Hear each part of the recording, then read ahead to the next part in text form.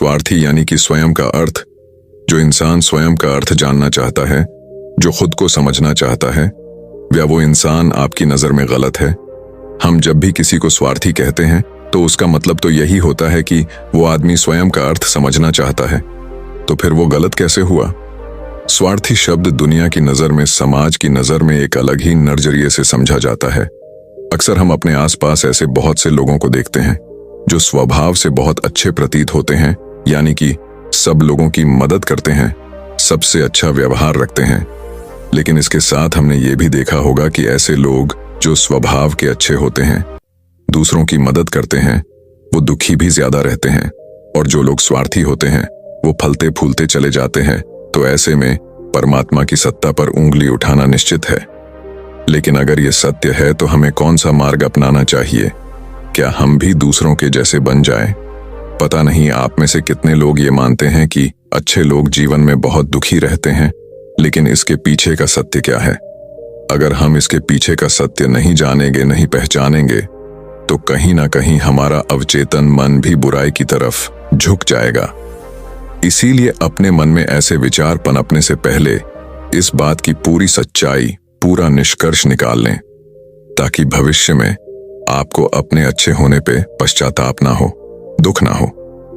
आज की जो बौद्ध कहानी मैं आपको सुनाने वाला हूं, उसमें आपको 5 ऐसे तरीके पता चलेंगे जिसके माध्यम से अगर आप कर्म करते हैं तो आप अच्छे कर्म भी कर पाएंगे और दुखी भी नहीं होंगे। एक गांव में आनंद नाम का एक युवक रहता था। उसका भरा पूरा परिवार था। उसके 2 बच्चे थे, उसकी पत्नी थी, लेकिन उसके माता पिता इस दुनिया से चल बसे थे। इसीलिए पूरे परिवार की जिम्मेदारी उसी के कंधों पर थी। बच्चे अपनी पढ़ाई करते थे और उसकी पत्नी अपने घर गृहस्थी के कामों के साथ गाय, भैंस, बकरी इत्यादि का दूध बेचकर अपना घर चलती थी और आनेद पहाड़ में पत्थर तोड़ने का काम करता था। बहुत ही मेहनत भरा काम था। पूरे दिन काम करता तो रात को थक कर घर पर वापस लौटता। लेकिन इतनी मेहनत करने के बाद भी अगर आनंद को गांव का कोई भी आदमी मदद के लिए बुलाता तो आनंद कभी भी मना नहीं करता था। उसके जीवन का एक ही सिद्धांत था, अगर मैं दूसरों की मदद करूंगा तो परमात्मा मेरा साथ देंगे, परमात्मा मेरे साथ कुछ बुरा नहीं होने देंगे। आनंद अपने इस सिद्धांत का पालन बहुत ही कड़ाई के साथ करता था। वह इस सिद्धांत पर इतना विश्वास करता था कि अगर कोई बाहर का आदमी उससे मदद मांग ले तो वो अपने घर का काम भी अधूरा छोड़कर उस आदमी की मदद करने के लिए पहुंच जाता था, जिसकी वजह से उसकी पत्नी बहुत परेशान रहती थी।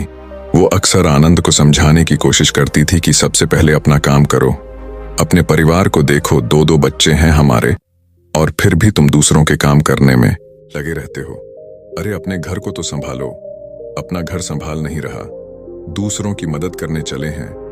और जब ऐसी ऐसी बातें आनंद के कानों में पड़ती तो उसके हृदय में कांटा चुभने लगता था और उन दोनों में लड़ाई झगड़ा शुरू हो जाता था।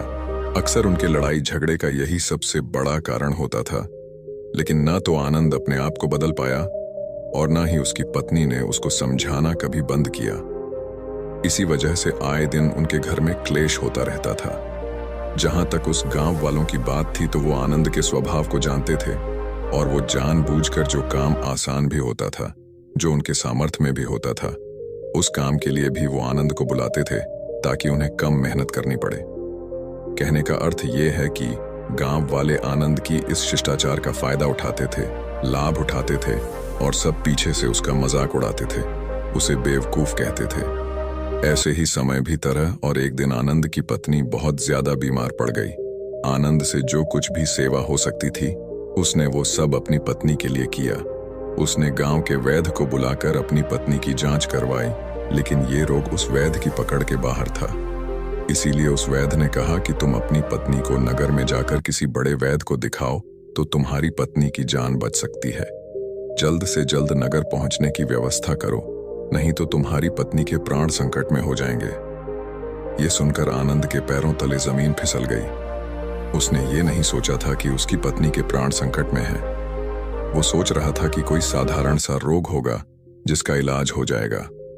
लेकिन जब उसने वैद्य की यही बात सुनी तो वो घबरा गया। अब पत्नी को नगर तक कैसे लेकर जाएं? क्योंकि उसके पास इतना धन नहीं था कि वो अपनी पत्नी के लिए एक घोड़ा गाड़ी करके उसमें अपनी पत्नी को लिटाकर नगर में ले जा सके। उसकी पत्नी की हालत बिल्कुल चलने की भी नहीं थी, इसलिए उसे नगर पहुंचाने के लिए किसी घोड़ा गाड़ी की जरूरत थी। संयोग से उसके पड़ोसी धन्मू के पास एक घोड़ा गाड़ी थी।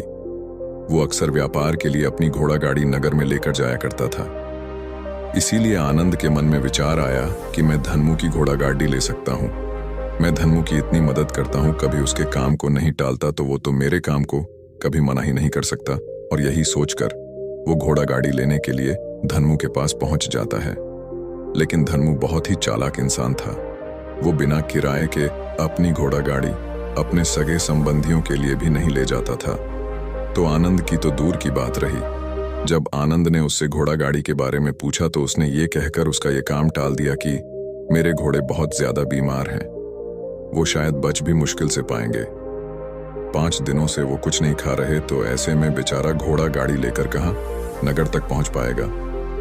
हाँ, अगर तुम कुछ धन की व्यवस्था कर सकते हो तो मैं अपने एक मित्र की घोड़ा गाड़ी तुम्हारे लिए मंगवा सकता हूं। ये सुनकर आनंद परेशान और चिंतित हो गया, क्योंकि उसके पास धन तो था ही नहीं। इसका मतलब उसकी पत्नी बड़े नगर में वैद्य के पास इलाज के लिए पहुंच ही नहीं पाएगी। उलझन भरे हुए विचार लिए हुए जब आनेद वापस आ रहा था तो उसने एक दिल दहलाने देने वाला दृश्य देखा। उसने देखा कि धन्मू के घोड़े, जो धन्मू के अनुसार बीमार थे और कुछ खा भी नहीं रहे थे, वहीं घोड़े गांव का ही एक युवक उसकी बांट से खोलकर बाहर ला रहा था और गाड़ी में उसको जोत रहा था। ये देखकर पहले तो आनंद को कुछ समझ में नहीं आया। उसके बाद जब आनंद ने उस युवक से पूछा तो उसने बताया कि धन्मू ने यह घोड़ा गाड़ी उसे किराए पर दी है। यह सुनकर आनंद का दिल टूट गया। उसने कभी सपने में भी नहीं सोचा था कि उसका सबसे अच्छा मित्र धन्मू उसके साथ ऐसा कर सकता है। हालांकि ये इस बात पर दुखी होने का वक्त नहीं था, इसीलिए आनंद वहां से जल्दी से लौट जाता है और गांव के ही एक सेठ के पास जाकर कुछ धन उधार लेकर धन्मू को दे देता है। धनु अपने मित्र की घोड़ा गाड़ी मंगवा देता है, जिसके बाद वो अपनी पत्नी को वैद्य के पास नगर में ले जाता है। जब उसकी पत्नी का इलाज चल रहा था तो आनंद यही सोच रहा था कि एक वो दिन था जब धन्मू की बेटी बीमार हो गई थी और धन्मू यहाँ पर नहीं था, तो मैं पूरी रात वैद्य जी के पास उसके लिए बैठा रहा था, उसकी देखरेख की थी, उसकी सेवा की थी। इतने दिनों तक धन्मू नहीं आया था, तब मैं ही उसके परिवार की देखरेख किया करता था। हाय, कैसा दुर्भाग्य है ये, जिसके लिए मैंने इतना कुछ किया। उसने एक घोड़ा गाड़ी देने से मुझे मना कर दिया, और वो भी तब जब मेरी पत्नी जिंदगी और मौत के साथ खेल रही थी। कुछ देर बाद वैद्य बाहर आकर आनंद को एक बहुत बुरी खबर देता है। वो आनंद को बताता है कि उसकी पत्नी को कर्क रोग हो चुका है और इसका कोई भी इलाज नहीं है। उसके पास कुछ समय ही शेष बचा है। ये सुनकर आनंद दुखी होकर वहीं जमीन पर बैठ गया। उसकी पूरी दुनिया उजड़ने वाली थी और उसे कोई रास्ता नजर नहीं आ रहा था। कुछ समय बाद उसकी पत्नी चल बसी और अब दोनों बच्चों की जिम्मेदारी उसके कंधों पर आ गई थी। लेकिन यहाँ पर आनंद के सारे सिद्धांत टूट चुके थे, उसके सारे भ्रम खत्म हो चुके थे।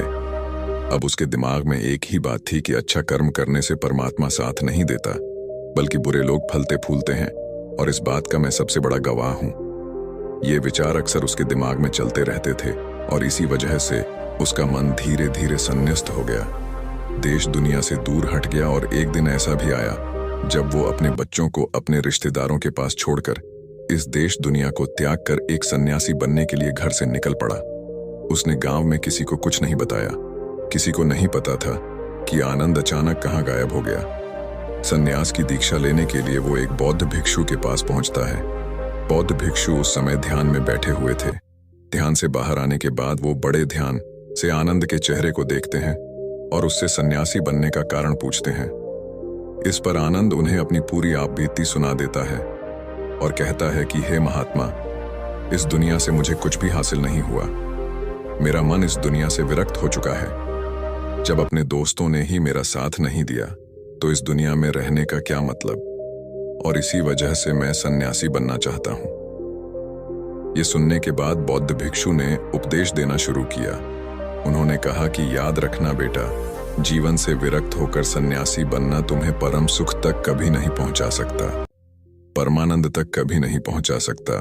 तुम दुनिया से अपने मन पर एक बोझ लेकर विरक्त हुए हो। तुम दुनिया से परमात्मा की खोज करने के लिए विरक्त नहीं हुए हो। इस भ्रम में कभी मत रहना तुम संसार से विरक्त हुए हो, क्योंकि संसार ने तुम्हें धोखा दिया। ऐसा तुम्हें लगता है, इसीलिए तुम परमात्मा पे कभी विश्वास नहीं कर पाओगे और ना ही उन पर अपनी पूर्ण आस्था बना पाओगे। इसीलिए सन्यासी होने का भी तुम पूरा लाभ कभी नहीं उठा पाओगे। सन्यासी होने का लाभ तब मिलता है जब हमारी प्रभु में, परमेश्वर में, परमात्मा में पूर्ण आस्था बन जाती है। मैं तुमसे पूछता हूं, क्या तुम्हारी आस्था परमात्मा में है? ये सुनकर आनंद कहता है कि हे महात्मा, मैं तो दुनिया देख कर आया हूं कि जो बुरे कर्म करता है वो फलता फूलता है और जो अच्छा काम करता है उसे कुछ भी नहीं देता। परमात्मा उसे दुख ही दुख देता है। इसीलिए मैं परमात्मा पर अपनी पूर्ण आस्था कैसे बना सकता हूं? ये सुनकर उस बौद्ध भिक्षु ने कहा कि यही तो मैं तुम्हें समझाना चाहता हूं कि तुम पूरी ऊर्जा अपनी सन्यासी जीवन में लगाओ और उसके बाद भी तुम्हें फल प्राप्त ना हो तो तुम्हें कैसा लगेगा? इसीलिए किसी की भी मदद करने के लिए मैं 5 सिद्धांत तुम्हें बताता हूं। ये 5 सिद्धांत समझकर संसार में वापस लौट जाओ और संसार में एक ग्रस्त जीवन जियो। उसके बाद ही सन्यासी जीवन का उदय होता है, जब हम अपने ग्रस्त जीवन को पूर्ण रूप से समझ लेते हैं और अपनी जिम्मेदारियों का निर्वाह कर देते हैं। ये कहकर बौद्ध भिक्षु ने कहना शुरू किया कि जब भी तुम किसी की सहायता करते हो, किसी की मदद करते हो, तो उसमें सबसे पहली बात, सबसे पहला सिद्धांत जो ध्यान में रखने का होता है वो होता है कि किसी की मदद करते वक्त, किसी की सहायता करते वक्त कभी भी उससे उम्मीद मत रखना। ये मत सोचना कि आज मैंने इसकी सहायता कर दी, मदद कर दी, तो कल बदले में ये भी मेरी सहायता करेगा, मेरी मदद करेगा। अगर तुम ऐसा सोचोगे तो तुम्हें जीवन में दुखों का सामना करना ही पड़ेगा, क्योंकि एक नहीं तो दूसरा या दूसरा नहीं तो तीसरा कोई ना कोई तुम्हारी उम्मीद जसूर तोड़ेगा और वास्तविकता में वो मदद या वो सहायता नहीं होती है। वो हमारे लालच का ही एक रूप होता है। हम उसकी सहायता या मदद निर्भर तरीके से नहीं कर रहे हैं। हमारे मन में लालच का भाव है, हमारे मन में बदले का भाव है।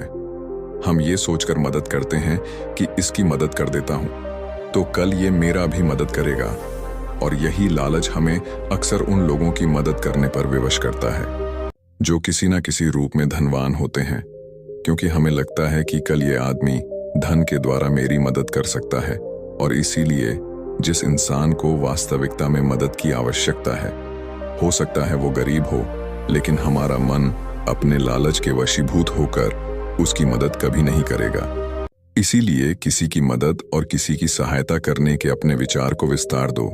केवल एक प्रकार के वर्ग के लिए अपनी सहायता या अपनी मदद पेश मत करना, उन सबके लिए समान होनी चाहिए। जरा सोचो, एक तरफ तुम्हारा मित्र हो जिसके पास धन है, संपदा है, और दूसरी तरह कोई गरीब औरत हो जो भूखी बैठी हुई है। तुम्हारा दोस्त तुमसे कहता है कि यार आज तो खाने के लिए अच्छे अच्छे पकवान मंगवा लो बाजार से, और दूसरी तरफ वो औरत तुमसे 2 सूखी रोटी मांग रही है, तो तुम किसकी मदद करोगे? कौन मदद का हकदार सबसे पहले है? सबसे पहले हमारा कर्तव्य बनता है कि उस औरत की भूख मिटाए, लेकिन अक्सर इंसान ऐसे नहीं सोचता। वो अपने दोस्त को तो खिला देगा, उसको तो बाजार से बहुत महंगी वस्तु मांगा के दे देगा, लेकिन किसी गरीब को उसकी भूख मिटाने के लिए पैसा या धन नहीं देगा। दूसरी बात जो ख्याल में रखने की है वो ये कि सहायता करते वक्त हमारा लालच कभी भी उसके साथ नहीं जुड़ना चाहिए। अक्सर हम जब किसी की मदद करते हैं तो हमारा लालच और हमारा स्वार्थ ही उसके साथ जुड़ा होता है, और हम अपनी भविष्य की योजना तैयार करके उस आदमी की मदद करते हैं। हम ये सोचते हैं कि अगर मैं इसका ये काम करूंगा तो भविष्य में ये आदमी मेरा वो काम पूरा कर देगा, और वो सहायता, वो मदद बिल्कुल भी परमात्मा के द्वार को नहीं खटखटाती, क्योंकि वो लालच है। जाहिर है आप अपने आप को धोखा देने के लिए अपने लालच को एक सहायता, एक मदद का रूप दे रहे हैं। तीसरी बात जो ख्याल रखने की है वो ये कि अपने सामर्थ्य के हिसाब से दूसरे की मदद करो। कभी भी एक ग्रस्त आदमी को किसी की इतनी सहायता नहीं करनी चाहिए जिससे कि उसका परिवार और उसके बच्चे कष्ट में जीवन बिताएं। सबसे पहला फर्ज हमारा होता है अपने परिवार को सुखी रखना, उनकी जरूरतें पूरी करना, और उसके बाद दूसरों की मदद करना आता है। लेकिन कुछ लोग दूसरों की मदद पहले करते हैं और अपने परिवार को तवज्जो कम देते हैं, जिससे कि परिवार में लड़ाई झगड़े आए दिन पनपते रहते हैं, और ये सब हम समाज में देखते रहते हैं। अपने आसपास। अगली बार जो ख्याल में रखने की होती है वो ये कि अपना कर्म, अपनी जिम्मेदारियां पहले निभानी होती है। हम अपना कर्म, अपना काम छोड़कर पहले दूसरों की मदद करने के लिए चले जाते हैं, और जब दूसरा बदले में हमारी मदद नहीं करता तो हमारा दिल दुखी हो जाता है। हम सोचते हैं कि मैंने तो अपना काम छोड़कर उस आदमी की मदद की थी और वो आदमी मेरी मदद ही नहीं कर रहा है। इसीलिए अपना कर्म सर्वोपरि, अपना कर्म सबसे ऊपर, क्योंकि वही काम करने के लिए इस दुनिया में हमारा जन्म हुआ है। और सबसे आखिर में जो बात समझने की है वो ये कि परमात्मा की मर्जी से ही सब कुछ होता है। हमारा कर्तव्य है अपने कर्म को करते जाना। करनी धरनी तो ऊपर वाले के हाथ में है। इसीलिए जो कुछ भी होता है सब ऊपर वाले पे छोड़ दो। अगर तुम्हें कोई धोखा भी देता है तो ये समझ के चलो कि वो सब ऊपर वाले की करनी होती है। आप ये मान के चलो कि मैं करता नहीं हूं, मैं तो एक माध्यम हूं, करवाने वाला तो वो है, उसके सामने किसकी मर्जी चली। जब ये आस्था, ये विश्वास हमारे मन में पनपने लगता है तो हमारी सारी शिकायतें दूर हो जाती हैं, क्योंकि इस दुनिया में जो भी होता है अच्छे के लिए होता है। जो भी हो रहा है अच्छे के लिए हो रहा है, और जो भी होगा अच्छा ही होगा। चाहे हमारी बुद्धि आज वर्तमान में इस सिद्धांत को ना समझ पाए, लेकिन जीवन में कभी ना कभी, किसी ना किसी मोड़ पर आपको जरूर ये एहसास होगा कि जो हुआ था वो अच्छे के लिए ही हुआ था। इसीलिए सारी शिकायतें दूर कर दो और बस अपना कर्म करते जाओ। अपने ग्रस्त जीवन को पूर्ण रूप से झीलो और उसके बाद ही सन्यासी जीवन की नींव होती है। इसके बाद बौद्ध भिक्षु ने आनंद को कहा कि वापस अपने गांव लौट जाओ, अपनी बेटियों को वापस लेकर आओ, उन्हें पालो पोसो, अपने बच्चों को वापस लेकर आओ, दूसरी शादी कर लो, लेकिन बच्चों का पालन पोषण अच्छे तरीके से करो। ये सुनकर आनंद अपने बच्चों के साथ अपने गांव में वापस लौट आता है। गांव में किसी को खबर नहीं थी कि आनंद कहां पर गया हुआ था और वो क्या ज्ञान लेकर वापस लौटा है। लेकिन अगले दिन सुबह सुबह गांव वालों ने आनंद के चेहरे पर एक अलग ही चमक, एक अलग है आप